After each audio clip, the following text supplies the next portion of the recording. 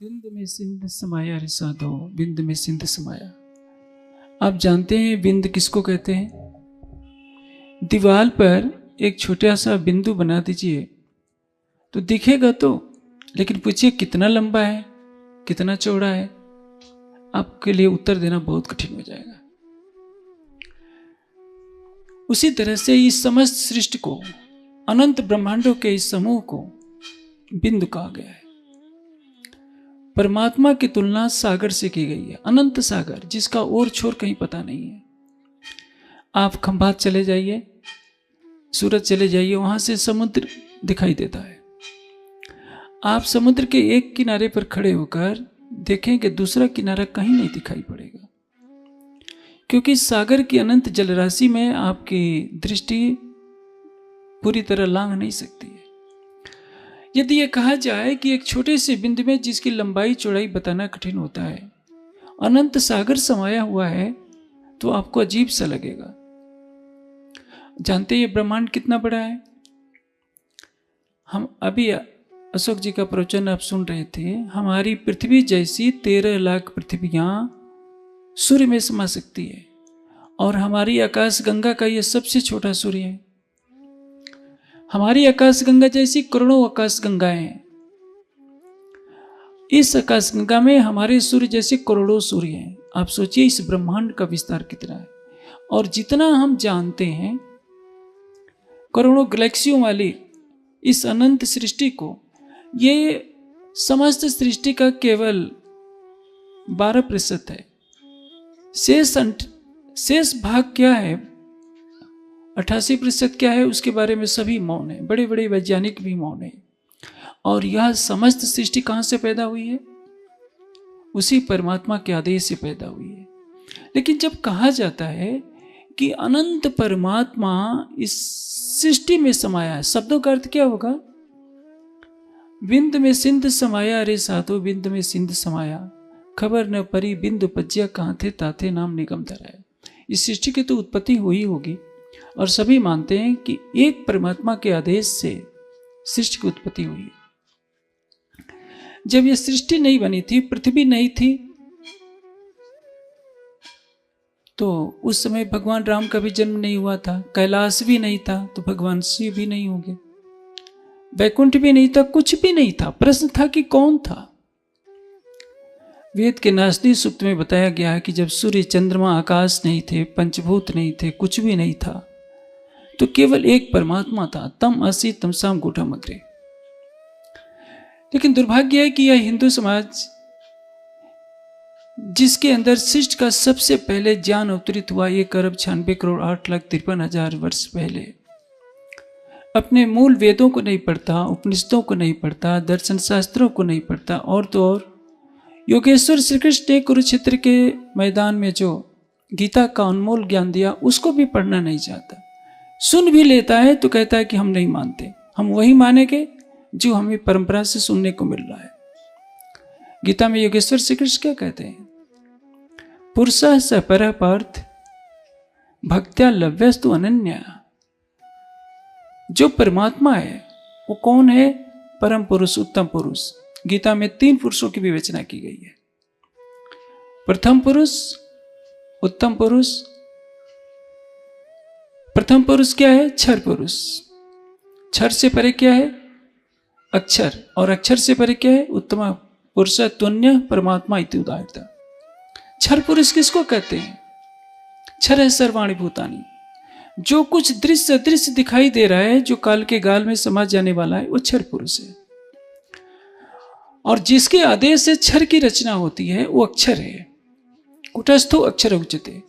आकाश में सूर्य चमक रहा है, पृथ्वी पर कीचड़ हो, उससे उसका कोई लेना देना नहीं, वो चमकता ही रहेगा।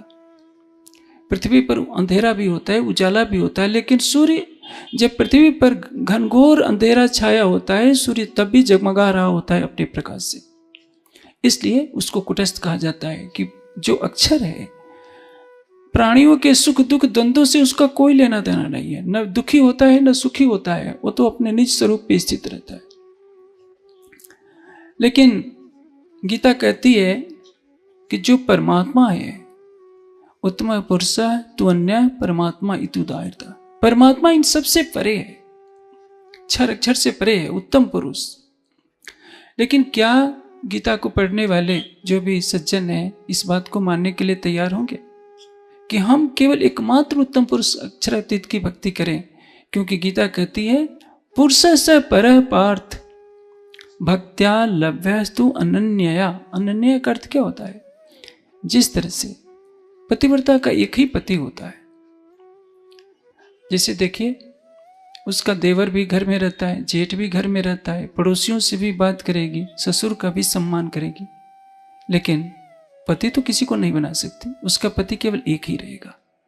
इसलिए आत्मा का पति केवल एक सच्चिदानंद परमात्मा है। उस अनन्य भाव से पुरुष से परः पार्थ भक्त्या लभ्यस्तु अनन्या, अनन्य परा प्रेम लक्षणा भक्ति से जो उस सच्चिदानंद परमात्मा की आराधना करता है, प्रेम करता है, वही उसको प्राप्त करता है।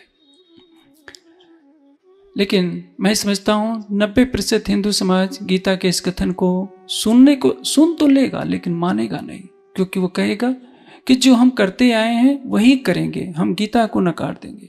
उपनिषद कहेंगे एकम एव अद्वितीयम, परमात्मा एक है, उसके समान न कोई दूसरा था, न है, न कभी होगा। लेकिन कहेंगे कि नहीं, ये तो हमारी परंपरा चली आ रही है, क्योंकि हमने जो वेद का उपदेश है मूल एक सच्चिदानंद परमात्मा की भक्ति, उससे हमने किनारा कर लिया। अलंकार व्याख्या आपको क्यों बताई गई? अभी आपने सुना गणेश जी का अर्थ क्या होता है। अभी शादी विवाह जब चलते हैं तो पौराणिक व्यक्तियों को कहा जाता है कि देखो भाई, गणेश जी का पूजन नहीं करोगे तो सब अशुभ हो जाएगा। अरे भाई, गणेश कोई देवता नहीं है। शंकर जी के 2 पुत्र हैं, कार्तिकेय और गणेश जी, लेकिन गणेश गणपति का अर्थ भी परमात्मा होता है। जो वेदों में नाम थे वही नाम सभी ऋषि मुनियों ने रखे। जब सृष्टि पैदा होती है कश्मीर के क्षेत्र में, मानसरोवर के क्षेत्र में, मानसिक सृष्टि, तो उस समय जो भी ब्रह्मा विष्णु शिव जो भी प्रकट हुए नारायण के संकल्प से सभी ने वेद में आए हुए नाम को रखा। किसी ने अपना नाम शिव रखा, किसी ने विष्णु रखा, किसी ने कुछ रखा। वे हमारे आदरणीय हैं, महान पुरुष हैं, हम उनकी संतान हैं, लेकिन हम उनको देवतुल्य माने। देवता किसको कहते हैं? जिसमें दिव्य गुण होता है। हम देवता की पूजा करते हैं, डर करके करते हैं कि नहीं करेंगे तो हमारा कुछ नाश हो जाएगा। श्रद्धा से पूजा नहीं करते। पूजा और भक्ति में अंतर होता है। पूजा किसको कहते हैं? श्रद्धा रखना पूजा है और अपना हृदय समर्पित करना भक्ति है। प्रेम से अपने हृदय को सौंप देना ये भक्ति कहलाती है। हम जैसे एक घटना सुनाता हूं। सीता से रावण ने कहा कि देखो सीता, यदि तुम 1 माह के अंदर मुझे अपना पति स्वीकार नहीं करती हो तो तुम्हारे शरीर को भोजनालय में मांस के रूप में पका दिया जाएगा। सीता कहती है कि रावण, चाहे कुछ भी हो जाए, मेरे लिए राम के अतिरिक्त संसार के सभी पुरुष या तो पुत्र हैं या भाई हैं या पिता। राम का स्थान कोई नहीं ले सकता। यदि सीता राम के अतिरिक्त किसी अन्य को अपना प्रीतम नहीं बना सकती, तो जिसने संपूर्ण जगत को उत्पन्न किया है, सबका पालन करने वाला है, परमात्मा तो एक ही है। किसी भी ग्रंथ को पढ़ेंगे तो ये नहीं कहा जाएगा कि परमात्मा 2 3 4 है। वेद ने क्या कहा है? न द्वितीयो न तृतीयो न चतुर्थो अपि उच्यते। 2 नहीं, 3 नहीं, 4 नहीं, परमात्मा क्या है? उसके समान कोई न था, न है, न होगा। न त्वान वान अन्यो, वेद कहते हैं कि हे परमात्मा, तेरे जैसा कोई नहीं है। वही मैं कह रहा था, जिनसे हमें ज्ञान प्राप्त होता है, मार्गदर्शन प्राप्त होता है, वे हमारे लिए पूज्य हैं, महान हैं। हम उनके पद चिन्हों पर चलें। मर्यादा पुरुषोत्तम राम जैसा कोई सृष्टि में नहीं हुआ जो धर्म का पालन करता है। धर्म की मर्यादा का पालन करने के लिए जो वन में जाता है, योगेश्वर श्री कृष्ण जैसा 16 कला संपन्न कोई स्वरूप इस सृष्टि में आज तक नहीं हुआ। उनकी बराबरी किसी से नहीं की जा सकती। हम योगेश्वर श्री कृष्ण के पद चिन्हों पर चलें। कुर्वन् एवं कर्माणि, कार्य करते हुए अनासक्त भाव से संसार में रहें। ये उपदेश योगेश्वर श्री कृष्ण ने दिया था। भगवान शिव को देखिए, संसार से समस्त नाता तोड़कर गुफा में बैठे हैं, कैलाश के ध्यान में संलग्न हैं। शंकर जी की पूजा क्या है? हम उनके पद चिन्हों पर चलें, हम भी संसार की ममता छोड़कर। आप कहीं जंगल में जाएंगे तो कुछ पैसे रखेंगे कि पता नहीं कल भोजन मिलेगा कि नहीं। शंकर जी के पास 1 रुपया भी नहीं है। आप जाकर उनसे मांगते तो है कि हमको धन दे दो। जिससे मांगते हैं उन्होंने सारे संसार को ठुकरा रखा है। वो गुफा में बैठे हैं, न धन है न खाने के लिए कोई फल का भी संग्रह नहीं कर रखा है। समाधि में बैठे हैं, किसकी खोज में? उसी परमात्मा की खोज में। महेश्वर तंत्र जो नारद पंचरात्र से लिया गया है, उसमें भगवान शिव कहते हैं कि हे उमा, सच्चिदानंद परमात्मा को जानने के लिए मैंने जो दिव्य वर्षों की समाधि लगाई, 5000 दिव्य वर्षों की, यह जानने के लिए कि क्षर अक्षर से परे उत्तम पुरुष कौन है। आप सोचिए, भगवान शिव स्वयं समाधि लगाते हैं। योगेश्वर श्री कृष्ण जब संध्या दूत बनकर के जा रहे होते हैं, संध्या समय हो जाता है, तो रथ को रोक करके संध्या करते हैं, परमात्मा का ध्यान करते हैं। मर्यादा पुरुषोत्तम राम प्रतिदिन ध्यान करते हैं, सीता प्रतिदिन ध्यान करती है। जब राम वन जा रहे होते हैं तो उस समय माता कौशल्या हवन कर रही होती है। सभी ऋषि मुनि देवी देवता उसी सच्चिदानंद परमात्मा की भक्ति कर रहे होते हैं। इनके गुणों की पूजा होनी चाहिए। चित्र पूजा की अपेक्षा चरित्र पूजा हम करें तो इसको कहते हैं देव पूजा। देव का अर्थ क्या होता है? जिसमें दिव्यता हो, महान गुण हो, जो सत्य का पालन करता है वो देवता है होता है। अब हमारे समाज में प्रचलन है 33 करोड़ देवताओं का। अब देखिए, हम एक आध्यात्मिक सभा में बैठे हैं। हो सकता है कि सभा में कईयों के विचार नहीं मिलते हैं, तो हमें शांति से किसी बात का चिंतन करना चाहिए, उद्विग्न नहीं होना चाहिए। हमारे समाज में एक और बात कहना फैली हुई है जिसके बारे में मैं निराकरण करना चाहूँगा। आप शांति से उसको सुनने का प्रयास करें। जैसे जो महापुरुषों से भूल होती है उसका खामियाजा जन समूह उठाता है, क्योंकि जन समूह को सभी ग्रंथों का ज्ञान नहीं होता। उसको तो जो बताया जाएगा बेचारा वो करेगा। जैसे एक बात मैं कहना चाहूँगा और सबसे पहले निवेदन कर देता हूँ कि सभी लोग शांति से सुने और इस पर विचार करेंगे। गायत्री मंत्र, जिसके बारे में मध्यकाल में ऐसी अफवाह का धारणा बना दी गई थी कि यदि शूद्र गायत्री मंत्र का उच्चारण करता है तो पौराणिक ग्रंथों में दंड बना दिया गया था कि उसमें शीशा पिघला कर डाल दो। स्त्री यदि गायत्री मंत्र का उच्चारण करे तो उसकी जीवा काट ले जाती थी। इतना कठोर बधान। गायत्री मंत्र है क्या? परमात्मा की आराधना। गायत्री मंत्र जैसी प्रार्थना संसार के किसी ग्रंथ में नहीं। वेद में सर्वोपरि यदि परमात्मा की प्रार्थना है तो गायत्री मंत्र में है। लेकिन गायत्री मंत्र क्यों कहते हैं? गायत्री छंद में लिखे होने से इसको गायत्री मंत्र कहते हैं। इसमें किसकी आराधना है? सविता। इस मंत्र का देवता क्या है? सविता। देवता किसको कहते हैं? जो मंत्र का प्रतिपाद्य विषय है। सविता या सावित्री मंत्र कहते हैं। और सविता और सावित्री में क्या अंतर है मैं आपको बताता हूं। परमात्मा को किसी भी लिंग के बंधन में नहीं बांधा जा सकता। आप ये कहेंगे कि परमात्मा केवल पुरुष है, यह भी उचित नहीं। परमात्मा स्त्रीलिंग, पुल्लिंग, नपुंसक लिंग सब में है, क्योंकि वो सभी बुद्धि के सभी बंधनों से परे है वो। इसलिए परमात्मा का नाम स्त्रीलिंग में भी होगा, पुल्लिंग में भी होगा, नपुंसक लिंग में भी होगा। सविता का अर्थ होता है सृष्टि को उत्पन्न करने वाला परमात्मा। सविता का स्त्रीलिंग में शब्द क्या होगा? सावित्री। इसलिए गायत्री में, गायत्री छंद में लिखी हुई जो प्रार्थना है, सृष्टि को उत्पन्न करने वाले, पालन करने वाले उस परमात्मा की स्तुति है, जिसको सविता कहिए या सावित्री कहिए। अब हुआ क्या, गायत्री छंद की में लिखे हुए इस मंत्र की इतनी महिमा थी कि हर ऋषि मुनि प्रतिदिन संध्या में इसका प्रयोग करता है। विश्वामित्र इसके अग्रगण्य ऋषि माने जाते हैं। इसके अर्थों पर कोई ध्यान नहीं देता, लेकिन जन समूह में क्या धारणा फैल गई कि गायत्री माता है, एक देवी है। जैसे लक्ष्मी है, सरस्वती है, दुर्गा जी है, वैसे गायत्री भी एक देवी है। ऐसे नहीं है।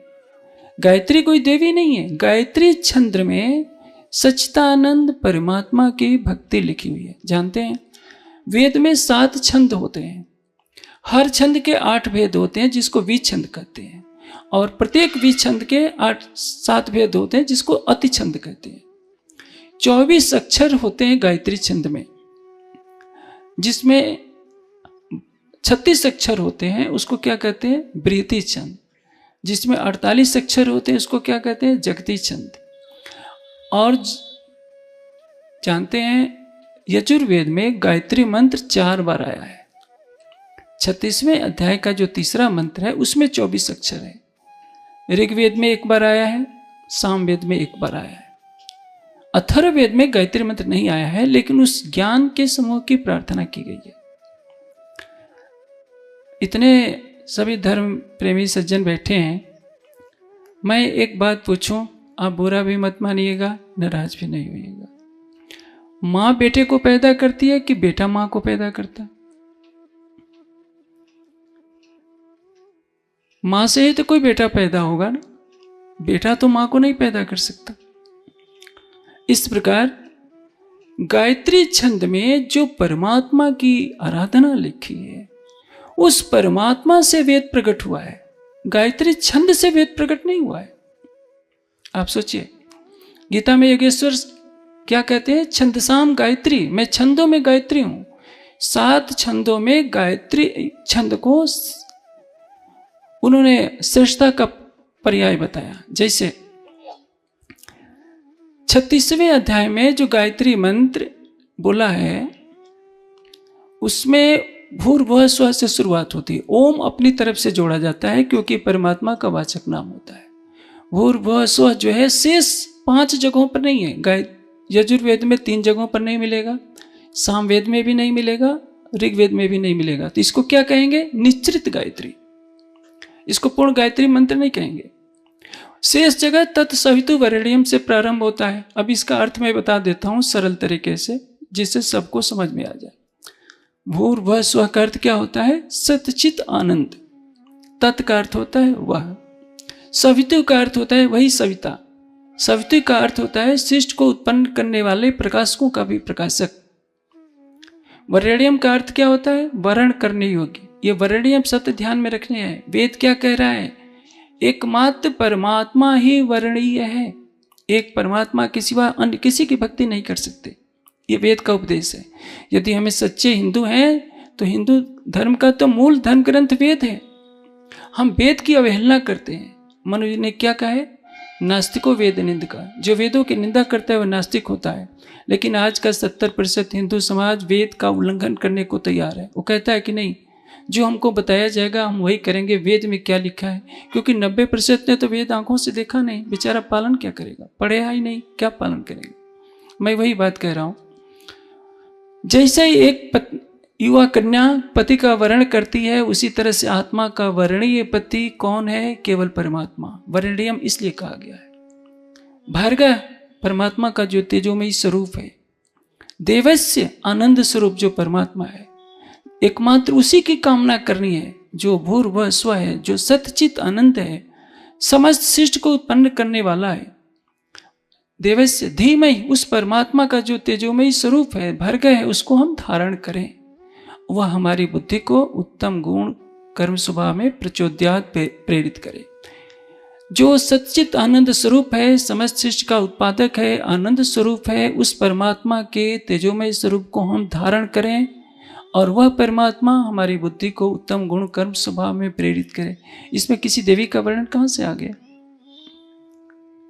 लेकिन जगह जगह मूर्तियां बन जाती हैं तो साधारण आदमी यही सोचता है कि गायत्री कोई माता है, कोई देवी है। अब वहां भी अक्षत फूल से पूजा शुरू हो जाती है। भाई आप सोचिए वेद क्या कह रहे हैं। किसी शब्द को वास्तव में न समझने के कारण, जैसे अलंकार व्याख्या में आपने सुना होगा, गणपति का वास्तविक अर्थ न समझने से सब लोगों ने कैसी कैसी धारणाएं बना ली। महाराष्ट्र में, गुजरात में क्या होता है, एक एक शहर में करोड़ों करोड़ों रुपया गणेश पूजा में समाप्त कर दिए जाते हैं। यदि इस धन से बड़ी बड़ी पाठशालाएं खुल जाएं, गुरुकुल खुल जाए, पुस्तकालय खुल जाए, विश्वविद्यालय खुल जाए, तो समस्त हिंदू समाज में ज्ञान फैलाया जा सकता है। लेकिन 10-12 दिन पूजा करेंगे, फिर ले जाकर गणेश जी की मूर्ति को पानी में बहा देंगे। लेकिन इस हिंदू समाज को कौन समझाएगा कि यदि तुम वेदों से विपरीत चलोगे, उपनिषदों से विपरीत चलोगे, गीता से विपरीत चलोगे, तुम भटक जाओगे। और इसी का परिणाम हुआ कि 1000 वर्ष तक यह देश गुलामी की दास्तां से जकड़ा रहा। मैं कह रहा था, गायत्री मंत्र में सविता की आराधना है, सावित्री की आराधना है। गायत्री देवी की आराधना नहीं है। गायत्री छंद में सविता मंत्र लिखा हुआ है, शिष्ट को उत्पन्न करने वाले परमात्मा की स्तुति लिखी हुई है। तो ये गायत्री मंत्र में, गायत्री छंद में लिखे हुए होने के कारण इसको गायत्री मंत्र कह दिया गया। तो जो तत्व ज्ञान से रहित थे उन्होंने गायत्री मंत्र बोलना शुरू किया, फिर गायत्री की देवी बना ली। अब क्या कहते हैं कि गायत्री मंत्र से चारों वेद प्रकट हुए हैं। वेद में कहीं नहीं लिखा। वेद में क्या लिखा है? तस्मात् यज्ञात् सर्वभूता ऋचा समानि जग्रे छंदांस यज्ञु तस्मात् यजु तस्मात् अजाय। उस परमात्मा से ऋग्वेद, यजुर्वेद, सामवेद, अथर्ववेद प्रकट हुए। आप बताइए, वेद में गायत्री मंत्र लिखा है तो वेद से गायत्री मंत्र निकला है कि गायत्री मंत्र से वेद निकला है? गायत्री मंत्र में जिस परमात्मा की आराधना है उस परमात्मा के अनंत ज्ञान सागर से वेद प्रकट हुए हैं, न कि गायत्री मंत्र नहीं। गायत्री देवी ने वेद प्रकट नहीं किया है। भटकाव कहां से होता है? अथर्ववेद में एक मंत्र आता है, अस्तुता मया वरदा वेद माता प्रचोद्यंताम पावमानि द्विजानाम आयु प्राणम पशुम कीर्तिम द्रमणम ब्रह्मवर्चस्तम मह्यम दत्वा ब्रजत ब्रह्मलोकम। अब इसमें वेद माता शब्द आ गया है, तो सामान्य अर्थ करने वालों ने क्या कर दिया? देखिए, वेद माता तो लिखा है, अस्तुता मया वरदा वेद माता। वेद माता गायत्री है और उससे ये वेद प्रकट हुए हैं और वह वेद हमें आयु प्राण पशु कीर्ति देने वाले हैं, ब्रह्मलोक ले जाने वाले हैं। ये अर्थ नहीं होता है। परमात्मा को आप ज्ञान की माता कहिए, परमात्मा को आप माता कहिए। त्वम ही माता पिता सत्कृतो बभूवित। माता कहिए, पिता कहिए। आप तो सामान्य संस्कृत जानने वाले भी बोला करते हैं, गीता को पढ़ने वाले भी बोलते हैं कि तुम्हें माता च पिता तुम्हें बंधु च सखा तुम्हें। ये बिल्कुल सही बात है। परमात्मा रूपी परमात्मा को माता माने, पिता माने, सब ठीक है। उस परमात्मा से ये वेद रूपी अथाह ज्ञान की राशि प्रकट हुई है, जिसको हम धारण करते हैं तो वह वेद ज्ञान हमें आयु प्राण पशु कीर्ति यश और ब्रह्म ज्ञान देकर भवसागर से पार कराते हैं। ये अर्थ है। वेद माता का तात्पर्य क्या है? वेद वैदिक ज्ञान रूपी माता जो अखंड परमात्मा से प्रकट हुआ है। इसलिए अलंकार की व्याख्या को हमें समझना होगा। मैं थोड़ा सा देवी देवता के बारे में बताता हूँ। 33 करोड़ देवताओं की बात आती है। 33 करोड़ देवता क्या है? ये हमारे देश में कभी जनसंख्या 33 करोड़ थी। यहाँ का कोई व्यक्ति मिथ्या नहीं बोलता था, झूठ नहीं बोलता था, पाप नहीं करता था, चोरी नहीं करता था, जुआ नहीं खेलता था, कोई शराबी नहीं था, कोई मांसाहारी नहीं था। अश्वपति की सभा में 5 ऋषि पहुंचते हैं। प्रश्नोपनिषद में प्रसंग है। राजा उनको धन भेंट करना चाहते हैं, ऋषि लेने से मना कर देते हैं। राजा को लगता है कि हाँ, ये खजाने से आया है, तो सोच रहे हैं कि इसमें गलत लोगों का भी धन होगा, तो उसको लेने से मना कर रहे हैं। अश्वपति भरी सभा के बीच में खड़े हो जाते हैं और हाथ उठाकर कहते हैं कि मेरे राज्य में एक भी चोर नहीं है, ना मैं अस्ते ने जनपद। मेरे राज्य में कोई चोर नहीं है, कोई नास्तिक नहीं है, कोई शराबी नहीं है, कोई मांसाहारी नहीं है। अब सोचिए, जिस राज्य का राजा ही ब्रह्मज्ञानी हो, उस राज्य की प्रजा क्यों नहीं वैसे उस मार्ग पर चलने वाली होगी। इसलिए इस देश में चोरी करना, झूठ बोलना, ये सपने की बातें थी। ये पाप कर्म नहीं होते थे। जो धर्म का आचरण करता है उसको देवता कहते हैं। इसलिए एक धारणा बना दी गई कि जो इस देवभूमि में पैदा हुआ है देवता के समान है। दूसरा इसका अर्थ क्या होता है? 33 देवताओं की बात कही जाती है। 33 देवता क्या है? 8 वसु हैं, अष्टवसु। अष्टवसु 5 तत्व, सूर्य चंद्रमा नक्षत्र। हमारा शरीर भी तो 5 तत्वों का है, ब्रह्मांड भी 5 तत्वों का है। सूर्य के प्रकाश में जीवन पाते हैं। जिन पदार्थों के द्वारा या जिनके द्वारा हमारे जीवन की रक्षा होती है उसको देवता कहते हैं। अष्टवसु 12 आदित्य, वर्ष के 12 महीने, क्योंकि इसी में समय का निर्धारण होता है। 11 रुद्र, 10 प्राण और 11वां मन जब शरीर से निकलते हैं तो संगे समझे रोने लगते हैं। इनको क्या कहते हैं? ये सब कितने हुए? 31। 32वां देवता क्या है? यज्ञ, जिसको कहते हैं प्रजापति। आप ब्रह्म ज्ञान का श्रवण कर रहे हैं तो आप ब्रह्म यज्ञ कर रहे हैं। ध्यान करना आध्यात्मिक यज्ञ है। आप कृषि भी करते हैं तो उससे अन्न पैदा होता है जिससे प्राणी जीवित रहते हैं, वो भी यज्ञ है। प्राणायाम करते हैं वो भी यज्ञ है। आप यज्ञ की में आहुति देते हैं हवन कुंड में, वो भी यज्ञ है। कहीं द्रव्य यज्ञ है, कहीं ब्रह्म यज्ञ है। जो इतने शुभ कार्य हैं सभी यज्ञ के अंतर्गत आते हैं। ये 32वां देवता। और 33वां देवता क्या है? अभी बिजली चली जाए तो मेरी आवाज आप तक नहीं पहुंच पाएगी। तो जो ऐश्वर्य का कारण है, 33वां देवता है इंद्र। इंद्र किसको कहते हैं? जो ऐश्वर्य का कारण है। इस विद्युत रूपी इंद्र से ऐश्वर्य पैदा होता है। ये 33 जड़ देवता हैं, इनकी पूजा नहीं करनी है। पूजा किसकी करनी है? जो साक्षात चेतन देवता है। माता देवता है, जन्म दिया है। पिता देवता है, पालन पोषण किया है। आचार्य देवता है, ज्ञान दिया है। प्रत्यक्ष देवता को तो कोई पूछता नहीं। घर में पत्नी है, वो देवी है, पति है, देवता है। जो चेतन देवता है उसको तो कोई कुछ नहीं खिलाता, एक गिलास पानी देने को तैयार नहीं होता। जो जड़ देवता है 56 भोग ले जा करके रख देते हैं। तो ये समझना होगा देवता किसको कहते हैं और परमात्मा किसको कहते हैं। परमात्मा की भक्ति देवता भी करते हैं। ये तो मैंने संक्षेप में आपको कहा, इसलिए कि जब तक हम एक परमात्मा पर निष्ठा नहीं रखेंगे कि परमात्मा कौन है, कहाँ है।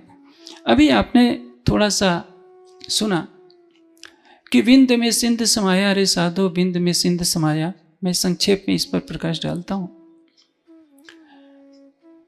दुनिया से पूछिए परमात्मा कहाँ है।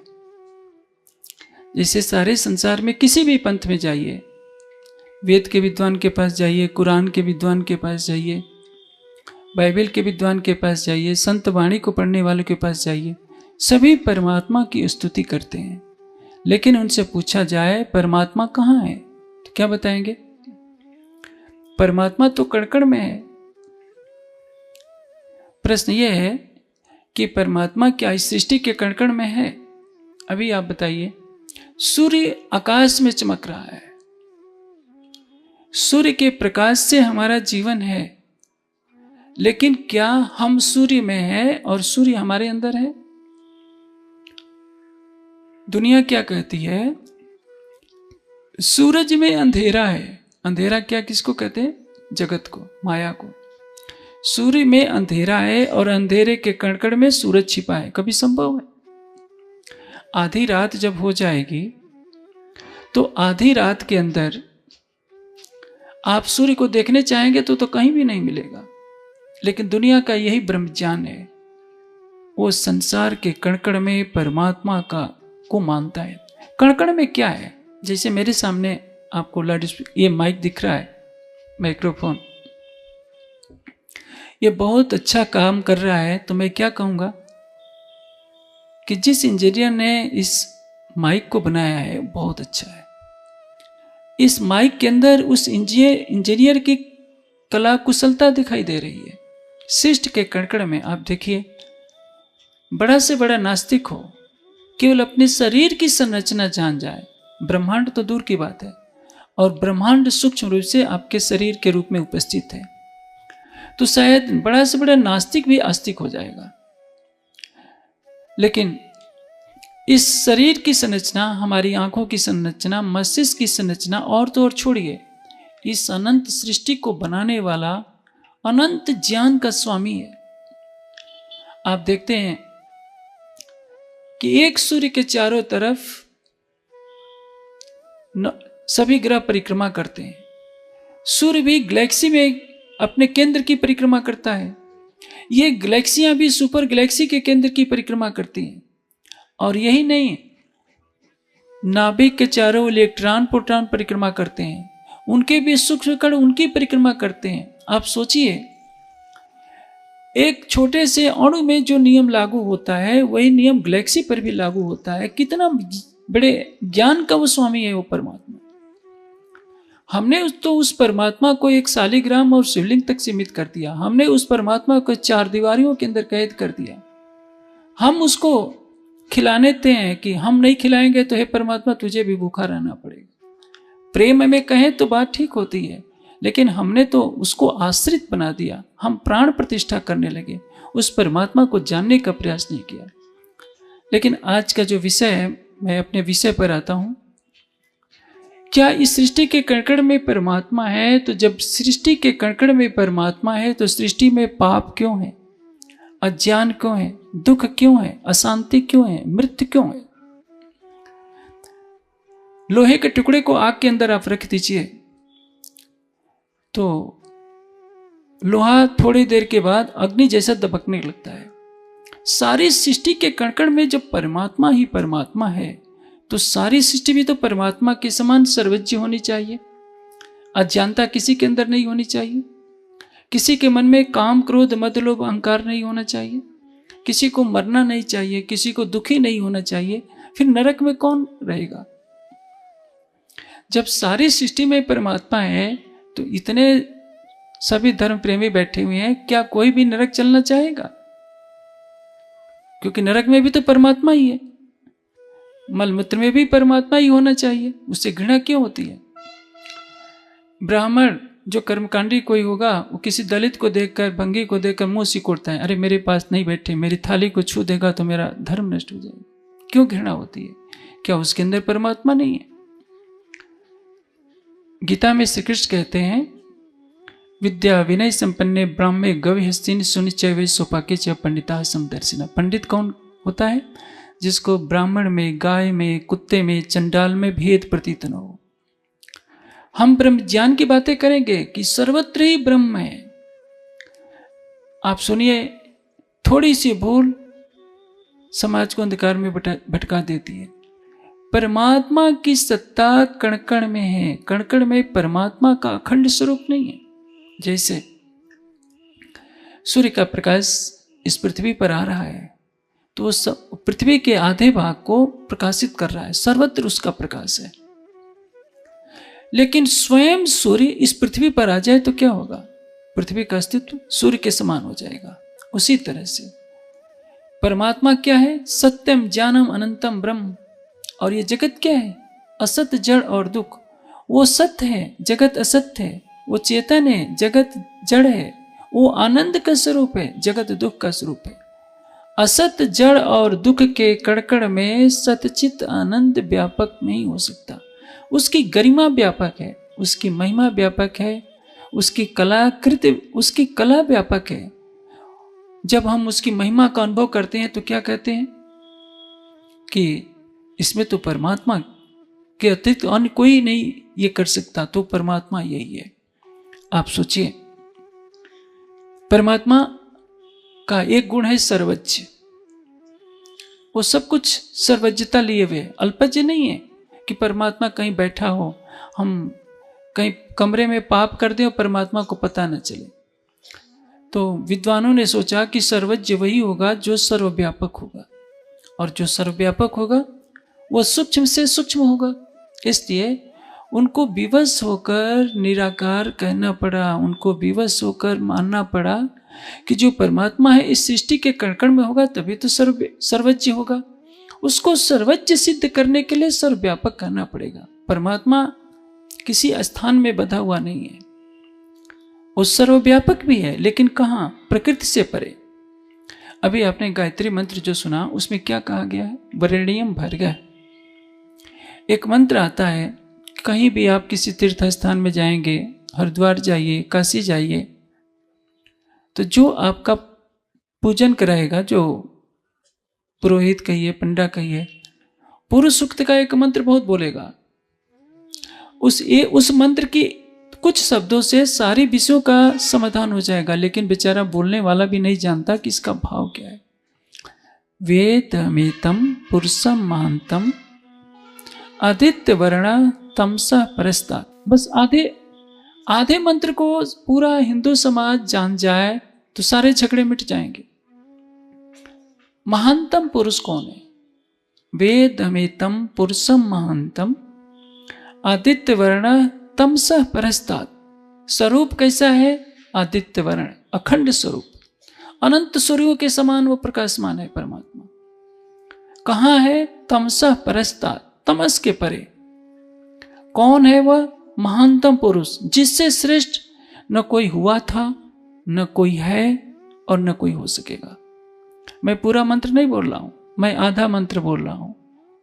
वेदमेतम पुरुषम महानतम आदित्य वर्ण तमसा परस्तात्। बस आधे मंत्र को पूरे हिंदू 1 अरब हिंदुओं को पढ़ा दीजिए।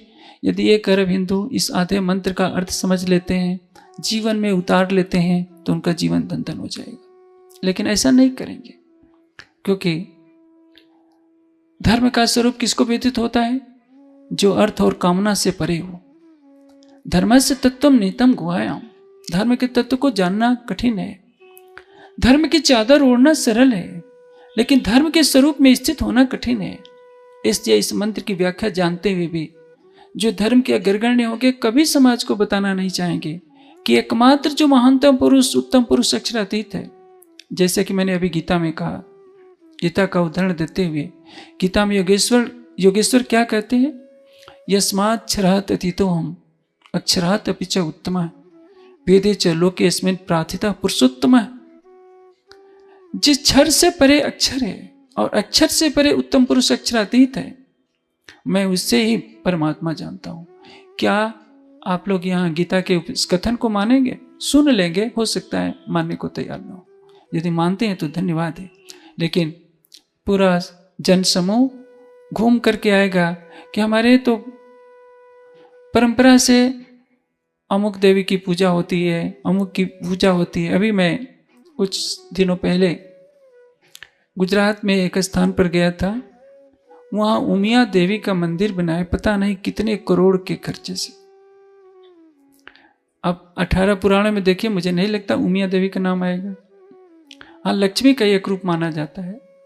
लक्ष्मी का अर्थ क्या है ये उनको नहीं पता, लेकिन और करोड़ों रुपए लगा दिए, उतने में तो न जाने कितने विश्वविद्यालय बन जाते, गुरुकुल कांगड़ी जैसे, और न जाने कितने हजारों बच्चों को विद्वान बनाया जा सकता था। लेकिन नहीं, उमिया देवी, खोड़ियार देवी, मैं किसी की भावना को आहत नहीं करना चाहता, लेकिन कह रहा हूं कि जो हमारे मूल धर्म ग्रंथ हैं उसकी आधी पंक्ति को भी कोई मानने के लिए तैयार नहीं, कि जो आदित्य वर्ण है, तमसा परस्तात् है, तमस के परे है, उसकी हम आराधना करें। एक बात देखिए, कोई श्रद्धा से मूर्ति बनाता है तो कहता है कि क्या इस मूर्ति में भगवान नहीं है? है, मूर्ति में भगवान है, लेकिन मूर्ति तो भगवान नहीं है, क्योंकि मूर्ति को तो आपने पैदा किया है। यदि आप 100 मूर्तियां बना देते हैं तो 100 भगवान आप पैदा नहीं कर सकते। मूर्ति में भगवान की छवि को आपने दर्शाने का प्रयास किया है। भगवान की सत्ता मूर्ति में है, मूर्ति में भगवान की छवि को आप दर्शाते हैं। सारी सृष्टि में परमात्मा की कला दिखती है तो क्या कहेंगे? सारी सृष्टि में परमात्मा की सत्ता है। परमात्मा की सत्ता सृष्टि के कण कण में है, अणु में है, परमाणु में है, और परमाणु से भी परे। तभी तो वेद क्या कहते हैं?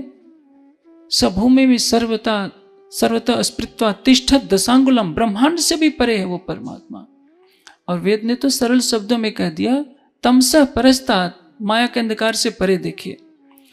मैं शिष्ट के बारे में एक छोटे से दृष्टांत के द्वारा आपको समझाता हूं। क्षर और अक्षर और उत्तम पुरुष के द्वारा तब पता चलेगा यथार्थ में कि परमात्मा इस क्षर में है कि क्षर से परे उस तेजोमयी धाम में है, जहां सूर्य नहीं, चंद्रमा नहीं, विद्युत नहीं, अग्नि नहीं। अभी तो हम सपने के संसार में हैं। आपको मैं एक दृष्टांत देता हूं। आप में कोई अंतरिक्ष यात्री तो नहीं है, लेकिन यदि आप हवाई जहाज से भी बहुत ऊंचाई पर जब आपका हवाई जहाज 34,000 फुट की ऊंचाई पर उड़ रहा हो, तब आपको हो सकता है थोड़ा कुछ आभास हो कि जब ये सूर्य छिप जाता है तो चारों तरफ क्या होगा। जैसे अभी कुछ घंटों के बाद रात हो जाएगी, रात्रि में चारों तरफ अंधकार पैदा हो जाएगा। तो ये जो अनंत सृष्टि दिखाई दे रही है, करोड़ों सूर्य, करोड़ों अरबों नक्षत्र दिखाई दे रहे हैं, कहाँ दिखाई दे रहे हैं? अंधकार के ही तो अंदर है। जैसे इतने बड़े टेंट को आपने लगाया है, इसमें कहीं कहीं फूल वाले चित्र दिखाई दे रहे हैं, उसी तरह से अंधकारमयी ये संसार है। और अंधकारमयी संसार में जगह जगह टिमटिमाते हुए ये तारे जो दिखाई दे रहे हैं, वैसे ये प्रकाश के स्रोत है। इस सृष्टि के एक छोर से दूसरे छोर तक किसी नक्षत्र का प्रकाश पहुंच नहीं पाता, इतनी बड़ी सृष्टि है। और इस समस्त सृष्टि को क्या कहा गया है? बिंदु। परमात्मा कितना अनंत विस्तार वाला होगा। परमात्मा की ज्ञान शक्ति अनंत है, दृष्टि शक्ति अनंत है, प्रेम की शक्ति अनंत है, सौंदर्य की शक्ति अनंत है, आनंद की शक्ति अनंत है, सब कुछ उसका अनंत है। इसलिए परमात्मा को समझने के लिए हमें सूक्ष्म दृष्टि का आधार लेना होगा, निष्पक्ष हृदय का आधार लेना होगा, रूढ़िवादिता से परे होना होगा, सांप्रदायिक कट्टरता से परे होना होगा। तब समझ में बात आती है कि परमात्मा कहाँ से है। मैं क्षर, अक्षर और उत्तम पुरुष के बारे में मैं थोड़ा सा संकेत आपको बताता हूँ। जैसे आपके प्रांत के मुख्यमंत्री का उदाहरण लीजिए, उनके 3 रूप होते हैं। एक रूप में क्या करते हैं वे? अपने बच्चों के साथ हंसेंगे बोलेंगे, पत्नी से भी हंसेंगे बोलेंगे, उनका पोता उनके कंधे पर भी चढ़ जाएगा तो गुस्सा नहीं करेंगे। लेकिन जब वे अपने कार्यालय में बैठते हैं तो उनके पोते को भी उनसे मिलने की स्वीकृति नहीं होगी बिना जांच कराए। उनकी पत्नी भी कार्यालय में सीधे नहीं जा सकती, और वे अपनी पत्नी से अपने कार्यालय की कुर्सी पर बैठकर हंसी मजाक नहीं कर सकते हैं, क्योंकि ये उनका कार्यालय है। घर में कुछ भी करें, हंसी मजाक करें, लड़ाई झगड़ा करें, लेकिन जो कार्यालय होता है उसका एक नियम होता है। उस नियम का उल्लंघन करने का अधिकार न राष्ट्रपति को है, न प्रधानमंत्री को है, न मुख्यमंत्री को है, किसी को भी नहीं। एक और रूप है, जब वो सो जाते हैं तो सोते समय सपना देखने लगते हैं। सपना देखते देखते वे अरावली के जंगल में चले जाते हैं, जहाँ सीधे एक बाघ से सामना हो जाता है। तो क्या करते हैं? भय के मारे बिस्तर छोड़कर भागने लगते हैं। बगल में लेटी हुई पत्नी हाथ पकड़ लेती है कि कहाँ भाग रहे हो? बड़बड़ाते हुए कहते हैं कि अरे बाघ आ गया। कहती है कि सो जाओ, बाघ नहीं है, सपना देख रहे हो। आप सोचिए, प्रधानमंत्री तो अपने निवास पर बिस्तर पर सो रहे हैं, बाघ कहाँ से आ गया? क्योंकि उस स्वप्न में बाघ आया। वे स्वप्न में कहीं गए थे, शरीर वहीं पर है। उनकी मन की तरंगों ने एक स्वप्न में ही जगत का निर्माण किया, जिसमें जंगल भी है और बाघ भी है, और बाघ उन पर हमला भी करता है। उसी तरह से ये 3 स्वरूप हैं। जो प्रेम और आनंद में डूबा हुआ है वो कौन है? अक्षरातीत। जो कार्यालय में सत्ता के रूप में बैठा हुआ है वो कौन है? अक्षर। और जब वो सपना देख रहा है, व्यक्ति एक है, मुख्यमंत्री एक है, जब वो सपने में बाघ का सामना करते हुए भय से कांपने लगते हैं तो क्या हो गया? आदि नारायण। नारायण किसको कहते हैं? आपो नारा इत्युक्ता। आपा कहते हैं मोह सागर को, उसी को कहते हैं नार। नार में जिसका निवास है, ता यदस अयनामिति नारायण अस्मृत। नारायण किसको कहते हैं? मोह सागर में जिसका निवास है उसको क्या कहते हैं? नारायण। वह मोह सागर क्या है? प्रकृति का कारण स्वरूप, सूक्ष्मतम स्वरूप। जब प्रकृति अपने कारण स्वरूप में होती है तो न ये सूर्य होता है, न चंद्रमा होता है, न आकाश होता है, कुछ नहीं होता है, केवल घोर अंधकार होता है। अंधकार के सिवा कुछ नहीं होता। उसमें अक्षर का मन प्रतिबिंबित होता है उस मोह सागर में। अक्षर कहाँ है? प्रकृति से परे। जहां अक्षर है वहां सूर्य चंद्रमा का प्रकाश नहीं, चांद सूरज को गम नहीं, नहीं पावक को काम, पहुंचे सो आवे नहीं, सोई मुकुंद निज धाम। गीता तो आप पढ़ते हैं, गीता में क्या लिखा है? मैं अपनी तरफ से कुछ नहीं कह रहा हूं, आप ये ना सोचे कि राजन स्वामी मनमानी बातें गढ़ करके कह रहा है। गीता आपका ग्रंथ है। गीता में क्या लिखा है? न तत्र भास्ते सूर्यो न सशंको न पावक यद गत्वा न निवर्तन्ते तद्धाम परमम। मेरा वह परम धाम है जहां सूर्य चमकता नहीं है, चंद्रमा नहीं चमकता, न शशांको, जहां अग्नि का प्रकाश नहीं। उपनिषद में क्या कहा गया? तमेव भांतम अनुभात सर्वम, जहां परमात्मा का ही प्रकाश चमक रहा है, परमात्मा के सिवाय जहां कुछ न हो, जहां अद्वैत स्थिति है, परमात्मा ही सभी रूपों में क्रीड़ा कर रहा हो, उसको क्या कहते हैं? धाम, अखंड धाम। उस अखंड धाम में जहां ब्रह्म का अखंड स्वरूप है, उसके मन की शक्ति संकल्प के रूप में इस मोह सागर में प्रकृति में आती है, तो वो क्या रूप ले लेती है? आदि नारायण का। अब जैसे कोई कपड़े के व्यापारी है, दिन भर कपड़े का व्यापार करता है, रात को सोते समय क्या सपना देखेगा? रात को सोते समय भी कपड़ा ही बेचेगा, और कपड़ा बेचते बेचते अपना ही कपड़ा फाड़ डालता है। आप देखते हैं। ब्रह्म किसको कहते हैं? वेदांत का पहला दूसरा सूत्र क्या है? जन्म आदि यस्यतः, जिससे सृष्टि की उत्पत्ति होती है, पालन होता है, संहार होता है, उसको क्या कहते हैं? अविनाशी ब्रह्म। तो जो ब्रह्म सृष्टि को उत्पन्न करने वाला है, मन में लेता है कि सृष्टि बने, उसका मन जब माया के अंदर आएगा, प्रकृति मंडल के अंदर आएगा, तो नारायण के रूप में प्रकट होगा। उसको क्या कहते हैं? उसी को ओम कहते हैं। और अक्षर के जागृत अवस्था के मन को भी ओम कहते हैं। अब वो नारायण संकल्प करता है, एको हम बहुश्याम, मैं एक हूं, अनंत रूप हो जाऊं, क्योंकि सृष्टि रचना करनी है। अब उसी के संकल्प से परमाणुओं में क्षोभ होता है, कंपन होता है, पंच सूक्ष्म भूतों की रचना होती है, स्थूल भूतों आकाश वायु अग्नि जल की रचना होती है, और परिणाम क्या होता है? अनंत सृष्टि दिखाई देने लगती है। जो अंधकार से पैदा हुई जो सृष्टि है, उसमें ब्रह्म कहां से आ जाएगा? सीधी सादी बात है। सूर्य अंधकार को दूर करता है, तो क्या सूर्य में अंधकार हो सकता है? क्या कोई बताएंगे आप में? और अंधकार के कण में क्या सूरज व्यापक हो सकता है? नहीं। यदि अंधकार के कण में सूरज व्यापक नहीं हो सकता और सूर्य के अंदर अंधेरा नहीं हो सकता, तो सतचित आनंद ब्रह्म के अंदर यह असत जड़ और दुख का संसार कहां से हो सकता है? और असत जड़ और दुखमयी संसार के कण में सतचित आनंद परमात्मा व्यापक कैसे हो सकता है? उसकी महिमा व्यापक है, उसकी सत्ता व्यापक है।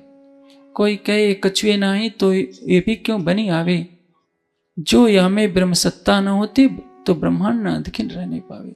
परमात्मा की सत्ता के बिना इस सृष्टि का एक क्षण भी अस्तित्व नहीं रह सकता, क्योंकि सृष्टि बनी ही कहां से है? उसके संकल्प से परमाणुओं में कंपन हुआ है, क्षोभ हुआ है, जिसके कारण पंचभूतों की रचना हुई है, सृष्टि का आविर्भाव हुआ है। सृष्टि को बनाया उसने है। अब देखिए, मेरे हाथ में एक घड़ी है, क्या घड़ी को बनाने वाला घड़ी के अंदर बैठा है? घड़ी की कारीगरी इसमें दिखाई देती है बनाने वाले की घड़ी के अंदर। मैं इसको आग में गला दूं, हथौड़ी से पीटूं कि भाई वो इंजीनियर निकल रहा, तो कहां से निकलेगा? क्योंकि अब समय अभाव है, मेरा समय पूरा होने को है, इसलिए उस विषय को नहीं दोहराऊंगा। रात्रि के प्रवचन में इस विषय को पुनः लेने का मैं प्रयास करूंगा, समझ में आ जाए कि परमात्मा इस सृष्टि के कण में नहीं है। परमात्मा कण में उसकी सत्ता है, उसकी महिमा है, गरिमा है, उसका जो अखंड स्वरूप व्यापक है, उस अनंत परम धाम में है।